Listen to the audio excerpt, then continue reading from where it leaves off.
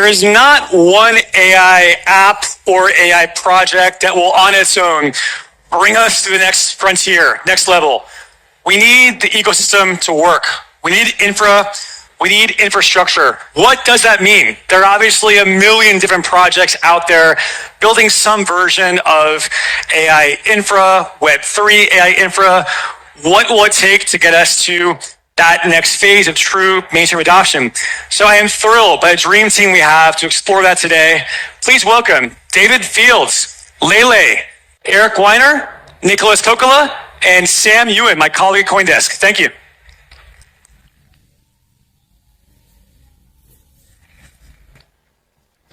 Look at all these humans. This is very exciting. Raise your hand if you're an agent. All right, we got a couple. Welcome. We'll try to speak in binary for you. What a wonderful panel. I'm very excited to be able to moderate this with these four brilliant people. I'm going to learn a lot. I'm Sam Ewan from CoinDesk. I head up the innovation practice, so I'm going to take a lot of notes on what we're talking about today. But I would love, Lele, let's start with you.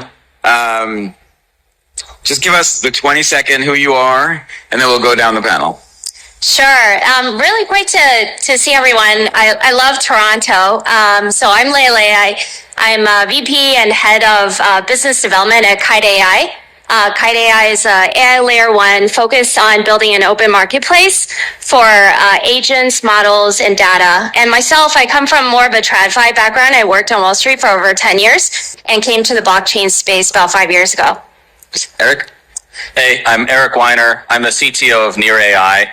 Near AI is kind of an offshoot of the Near protocol in L1, but we're focused on building a framework for AI agent hosting, for agents to talk to other agents, transact, pay, and the app layer on top of that.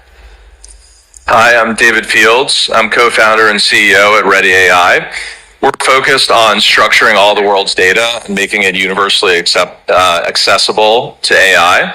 And we're built on BitTensor, one of the leading crypto AI protocols. I am Nicholas Kokalis. I am one of the two founders of Pi Network and heading the technology.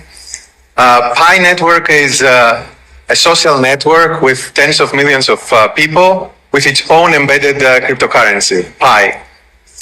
People have been mining it for the last more than six years now. They have been using it. They have been creating apps. And one unique feature about Pi is that every account on the blockchain, before it's activated, it needs to pass identity verification.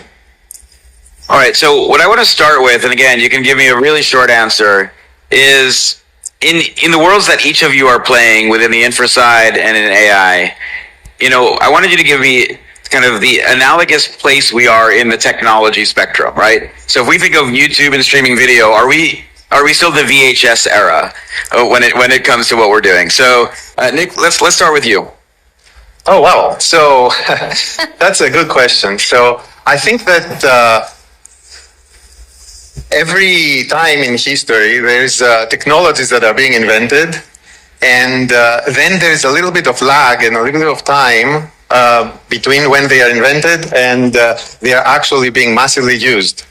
So that's where we are with Gen AI. So especially with the generative AI and AI in general, there has been a leap forward, a breakthrough in what the models can achieve.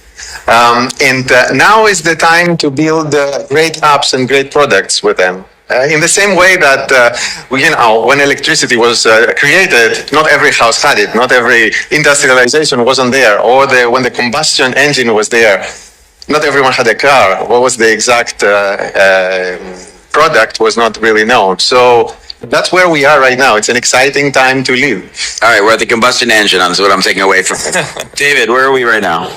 Yeah, I mean, I think a lot of this, I sort of feel like we're, in the kind of mid-90s of the internet. But one big difference is there's massive distribution, right, that's been laid over the last 25 years since then. And so I think because of that, you've seen, some unbelievable growth in, from 0 to 100 million in revenue by the, OpenAI, but then Cursor doing it like in record time. And that's because distribution is now dramatically different than what it was then. And I think it's going to accelerate the pace at which we see AI uptake. Eric, where are we? I think that's a really good point. I love that we're all coming up with different analogies here. The one I like is, you remember when like the iPhone came out and then they put the App Store on there, and then you're like, oh my God, you can do this thing where you like drink a beer and it kind of falls out of the iPhone, or like you can download a song straight to your phone. It can't get better than this. This is, wow, look, you can do all these amazing things. And it turns out that, another 15 years of amazing things you could build. We're at that stage where it feels like you're doing so much, but it's really just scratching the surface. And to your guys' points, like it's going to accelerate even faster this time, faster than we can maybe handle. Lee? Yeah, I agree with what a lot of has already been said. I think that we're in the age of agents. So, before it was about desktop or web, then came the era of mobile, and now is the time for agents. And a lot of things have happened to make that a lot easier. Better agent frameworks like MCP, A2A, lower inference costs, stronger foundation models. And so we'll see a lot more of that to come. But I think it is really important to have more of a trust framework for humans to interact with agents, and also agents to autonomously interact with agents as well. And Lee, I want to pull on that thread a little bit. I feel like we're still like at the rotary phone when it comes to agentic AI. I'm frightened about what's going to happen in the same way that I'm turned on by it, right? Like I want agentic AI, but I'm very scared of what it's going to do when it stops asking for permission. So as you guys are building your systems, how are you kind of putting into place the guardrails that allow agentic AI to thrive without letting it do the things we don't want it to do in the movies we've seen about the future? Yeah, I think that's a really good question. That's also where blockchain is very helpful, because the blockchain allows for a lot of the attribution, provenance on chain. You can track how an agent was created from the data that went into the agents, the model builders, and you can also have a lot of smart contract have programmable logic, which serves as a service agreement, which helps you check the performance of agents, potentially resolve disputes as well. And of course, the blockchain provides the payment rails, because for agents, it's very difficult to, access credit cards or someone's bank accounts, but stablecoin and blockchain rails is a natural fit for that. Nicholas, the Pi Network has millions of people. We found this out the hard way when we were announcing your panel. They went crazy. I don't know how many of them are synthetic. I don't know how many of them are real. But in dealing with the vast numbers that you're dealing with, are you worried that at some point it kind of goes out of control, where this massive this group mass starts to do the things it wants to do, whether you want it or not? Yeah, that's a problem and challenge not only for Pi, but for the world going forward, because now with generative AI, it's becoming less and less easy to distinguish a real human from AI. It used to be AI used to be pretty dumb. You could tell immediately, but now it's not that easy. So Pi opted for following a unique approach, which was to KYC every single individual using identity verification, turning your head left and right, and all that interesting stuff. And we think that this approach is going to be very useful, especially in the future, when you want to distinguish between 1,000 fake bots and 1,000 real people, especially in a world where you want to be able to meritocratically and fairly distribute value or other applications like this. You need to be able to identify who is a human and who is not. David, we're talking backstage about what true proof of humanity means, especially at the enterprise level that I know you guys are playing at. So how important is it to allow that the human can have a touch on the AI systems that are being built? Yeah, I think it's a really interesting, question. So, we do a lot in terms of structuring data for enterprise, and the big sort of why now for us was we saw a crossing point between where LLMs could do a lot of these data annotation tasks more effectively than humans. And so we enable a competitive landscape. It's decentralized, it's permissionless. We tap into global intelligence around the world. People can run their own models to do these data annotations. And we're seeing people perform these at 86% higher accuracy than humans. And we're doing 51% higher than kind of GPT's best models because they're optimized for this use case. And so I kind of see a bifurcation happening. There's a lot of data structuring that needs to be done at massive scale. The largest companies in the world have decades of data that they need to structure for AI models and AI applications. So that can't all be done by humans. But I think, we don't really play as much in the other side, which I think is quite important, which is more of the kind of human annotation, human labeling. That's being done more and more with higher skilled areas. But we were talking a little bit backstage as well, where does that crossing point happen for some of those higher skilled labor points? Is that 3 years? Is that 10 years? Is it 20 years? But AIs are getting smarter at a crazy accelerating pace. Eric, I want to ask you about the idea of decentralization. So Near is so early, was one of the pioneers in the idea of AI in decentralization. Ilya's been talking about this forever. I find it hard in the world outside of this room to talk about why decentralization matters in the AI system when 400 million people are comfortable going to ChatGPT or use Grok or use Gemini. Why do we need decentralization, especially in the context of this agentic conversation? Sure. I think of two things. First of all, I think it's more developers and enterprises that would drive decentralization than it is the actual end users. I like WhatsApp as an example here. Most people, like WhatsApp has billions of users, and they adopt a lot of the end-to-end encryption tech that's used in Signal. People are really paranoid about security. They tend to use Signal, but more people are using WhatsApp, and it's great that WhatsApp at least purports to care about that. Similarly, you can convince developers that these principles are important, and they will pass it on to their users and convince their users. Secondly, as there's more autonomous agents going around, that is just an absolute superpower. Once you have a network of autonomous agents communicating with each other, I think there's so many unlocks there, and a lot of those unlocks have existed since blockchains have really come into prominence. There's nothing you necessarily can't do with a beginner Ethereum smart contract. But once AI agents are talking to other AI agents and negotiating how they're going to transact, how they're going to get something done, how they're going to check each other's work, that's just another opportunity for crypto adoption. That's another opportunity for where a human might be like, I'm not going to bother. We're just going to sign an escrow contract, or I'm not going to bother. I'm going to give you my credit card number. And AI is going to say, well, let's use a digital native payment system. Let's use a smart contract here. I think it's a whole nother adoption unlock for the world of decentralization. But to push back, crypto adoption at some point we're going to stop talking about, right? I think about what is happening with I spoke to Revolut last week. Revolut has 52 million users. 15 million of them have been involved with crypto transactions. They're just thinking they're playing in finance, right? So I guess how important is it for the masses? Again, you guys are building infra, but how important is it for the masses to even have to understand that decentralization matters? Oh, not at all.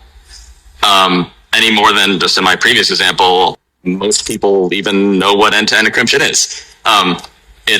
It's up to us to get ourselves out of the mindset of we need to be pushing crypto and into the mindset of we need to be pushing amazing applications, amazing use cases to people, and that just happen to be built on these principles. We're not going to win by pushing the principles. We're only going to win by making better stuff. So, Nicholas, when you're talking to the Pi Army and they're vocal, are they vocal about decentralization or are they vocal about Pi? So I think that in general, when we're thinking of decentralization and AI,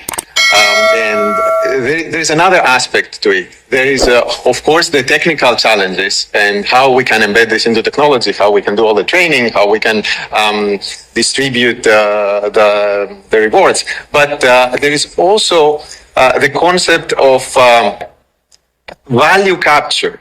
So in a future where more and more work is done by agents and by AI, it is important to make sure that the value is not only captured by a few individuals or a few companies, and it can be captured by a large number of people. And that's where blockchain and our projects can come to play. And the founders of those projects and the people who are working on it need to come to think about how blockchain can help with the value capture. So when we think of building an agentic strategy, what are the three things that you need to know in order to be successful with that? Yeah.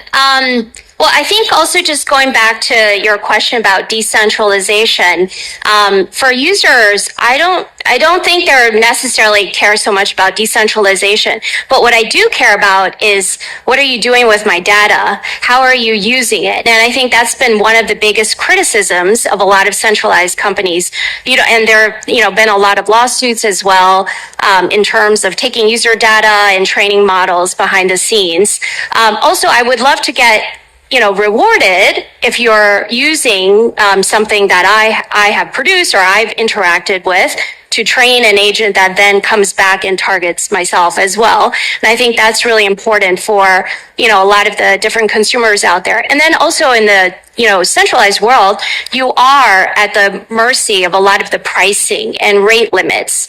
And for example, we were just about to launch our new testnet and featuring some of our partner agents, and a rate limit and pricing issue immediately came up from kind of the core foundation model. So I think those things are very important for people. But I still look at the fact that people are utilizing Spotify to listen to music, Netflix to watch videos, ChatGPT to do their OpenAI, their conversations with an LLM.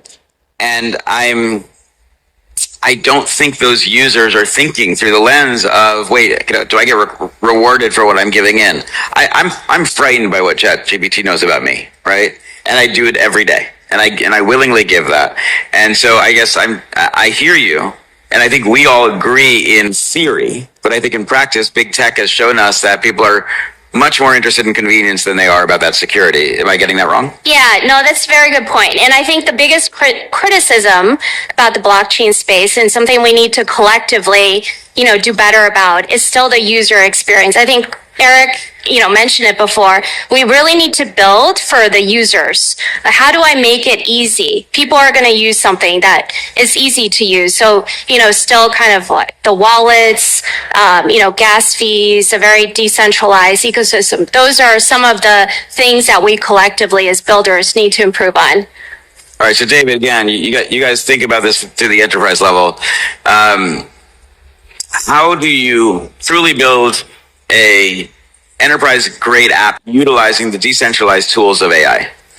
Yeah, so just to touch on sort of the decentralized point, I've been in crypto for 12 plus years now, and I think most of us who have been here for a while care about these things, but I think I've seen time and time again that users, especially retail or consumers, don't typically care about these things. They're sharing information sort of at will with the Googles of the world, and now the ChatGPTs. What is interesting on the enterprise side, small to large scale, is data is really valuable, really matters.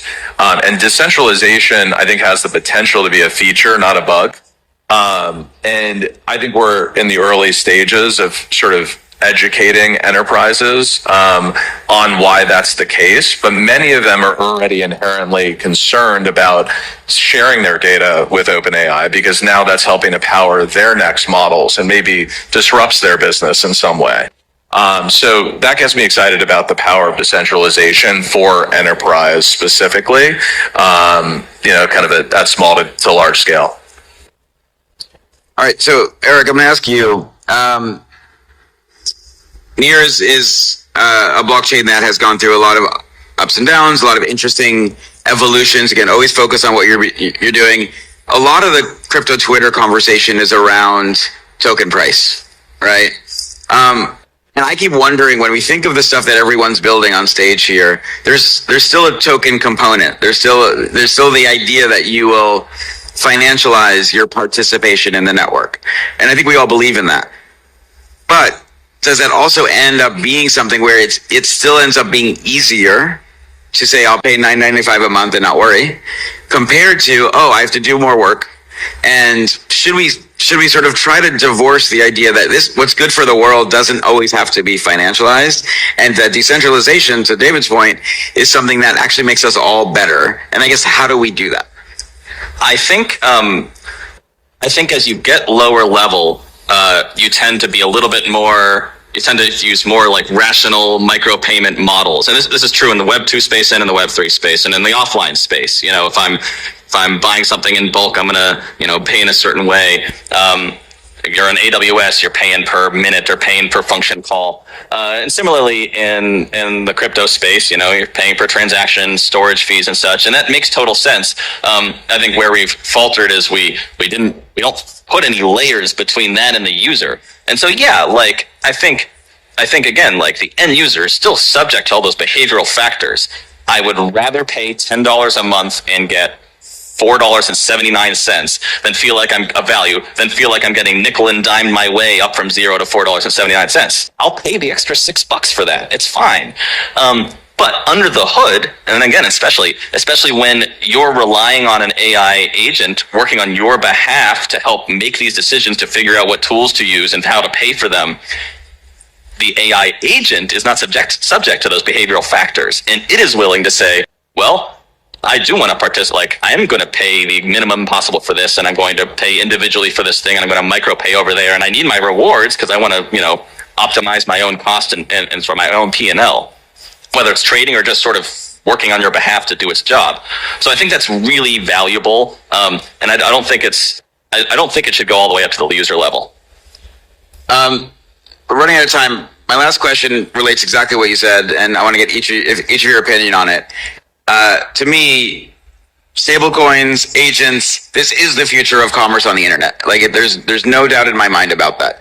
So how do you guys look at this idea of balancing out how we can build systems that allow for smooth and easy payments at the micro level, and know that the traditional financial system also says, no, what about all of our fees? Right? We want those back. But we are reinventing a new way of commerce, a new way of engaging with each other. So just give us, final thoughts. I'll start with you, Nicholas, on what it means to bring agents, stablecoins, decentralized AI networks together and build the apps of the future.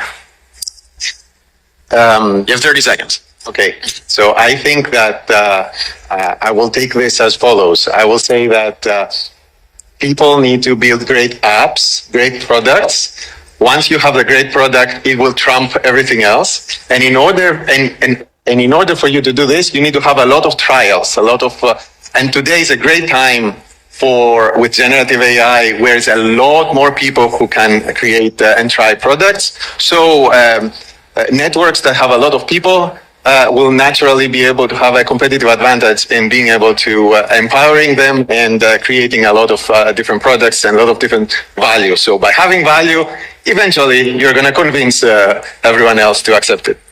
All right, David?